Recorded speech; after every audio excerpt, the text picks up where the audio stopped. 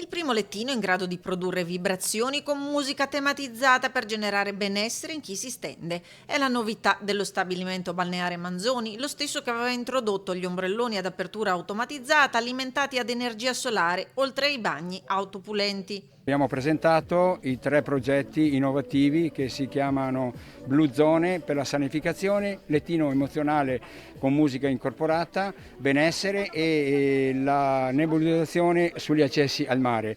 Obiettivo spiaggia Covid-free ma anche benessere che permette di creare una vera personal spa experience on the beach. Lo stabilimento è stato premiato in quanto è primo con la certificazione Blue Zone che sarà a breve presentata a livello regionale. Questa zona blu si basa con l'utilizzo di un prodotto Ecolabel, marchiato Ecolabel, che quindi è un prodotto ecologico certificato, che è l'unico prodotto che oggi possiamo utilizzare nella sabbia per la sanificazione dei lettini e delle postazioni.